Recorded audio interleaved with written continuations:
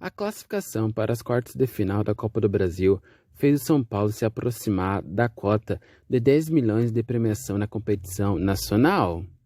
O time chegou ao grupo dos 8 melhores depois de superar o Sport nos pênaltis no Morumbi na última quinta-feira. Somente a passagem para as quartas de final assegurou mais de 4,3 milhões de prêmio ao São Paulo, que busca aliviar o caixa do clube e amenizar o assédio de clubes da Europa por jovens destaques como Pablo Maia e Beraldo. Antes dos mais de 4 milhões conquistados pela vaga nas quartas de final, o São Paulo havia recebido 3,3 milhões por chegar nas oitavas e mais 2,1 milhão pela entrada na terceira fase da competição. Dentro da Copa do Brasil, o São Paulo chegou à meta projetada no início do ano, a fase das quartas de final. O adversário do São Paulo nas quartas de final será conhecido depois de sorteio ainda em data a ser definida. Saída encontrada pelos clubes para conseguir a renovação contratual com suas principais promessas da base, a cessão de parte de direitos econômicos aos jogadores ou seus staffs aumentou no São Paulo no ano passado. Pelo menos é o que revela o balanço patrimonial do clube.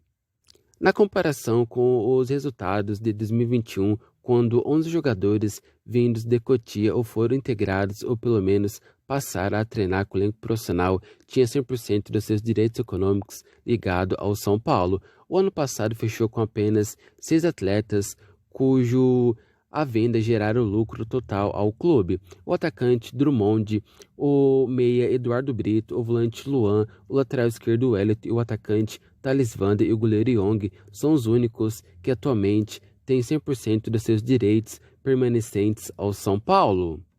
Os outros 6 casos de 2021 são justamente os jogadores dos quais o clube perdeu alguma porcentagem, a maioria durante tratativas pela renovação contratual. São 6 casos: o goleiro Leandro, o volante Léo Silva, o meia Pablo Maia, o meia atacante Paul Berg, o lateral esquerdo Patrick e o zagueiro Ítalo. Desses, o maior destaque é Pablo Maia, promovido por Rogério Ceni aos profissionais após a Copinha de 2022. Ele tem status de titular absoluto com Dorival e vem sendo assediado pelo futebol inglês, e é um forte candidato à venda na principal janela europeia no meio deste ano. A lista do balanço revela ainda uma situação inusitada. O atacante Juan, atualmente no profissional do clube, pertencia apenas 20% ao São Paulo em 2021. No final do ano passado, contudo, o São Paulo aumentou para 60% a sua fatia nos direitos do jogador. Marinho não é o único nome avaliado pelo São Paulo para reforçar o ataque. Segundo apurou a ESPN, antes mesmo de tratar com o jogador do Flamengo, o clube sondou a situação de Savarino, ex-Atlético Mineiro e hoje no Real Salt Lake dos Estados Unidos. O jogador de 26 anos também agrada a Dorival Júnior, mas os valores envolvidos no negócio, porém, inibiram o avanço da equipe inicialmente. Além disso, para que o jogador de 26 anos volte ao Brasil, são necessárias 2 negociações com o clube americano e com o próprio jogador, que tem contrato até o fim de 2025. Savarino também está na mira do Fortaleza. Nos Estados Unidos, Savarino fez 33 jogos pelo clube americano com 12 gols e 5 assistências.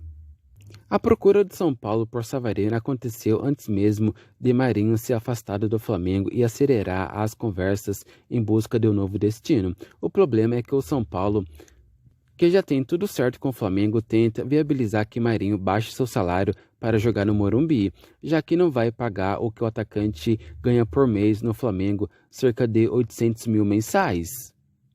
As conversas não avançaram nos últimos dias. Apesar disso, o São Paulo segue otimista para um desfecho positivo. Por enquanto, Marinho negocia diretamente com o clube sem a presença de seus empresários.